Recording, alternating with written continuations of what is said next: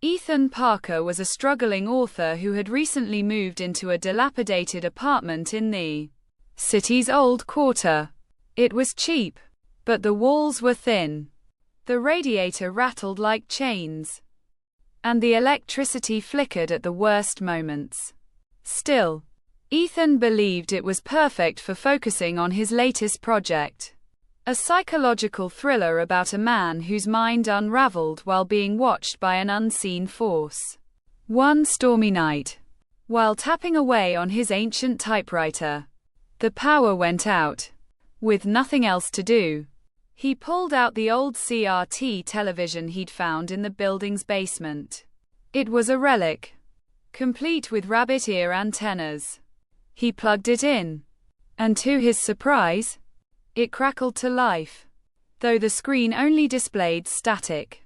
But then, faintly through the static, he saw it.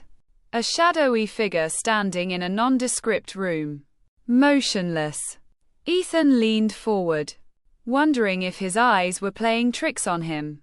He adjusted the antennas, but the image remained the same. It was as though the figure existed within the static itself. After a while, the figure began to move. Slowly, it turned its head toward the camera, as though it could see Ethan watching it. Then, the screen went dark. Uneasy, Ethan chalked it up to the storm and went to bed. The next night, curiosity gnawed at him. He turned on the TV again. And once more, the static revealed the same shadowy figure. But this time, the room it stood in was different. It looked vaguely familiar, like a place Ethan had seen but couldn't place.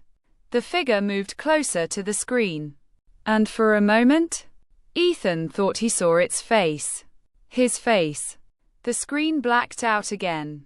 As the days passed, Ethan found himself compulsively turning on the TV. Each time, the figure seemed closer, and the background shifted. Soon, the rooms were unmistakable. They were rooms from Ethan's own apartment. The figure was inside his home, lurking just out of sight.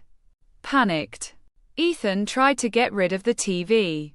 He carried it down to the dumpster. But when he returned to his apartment, it was back on the table.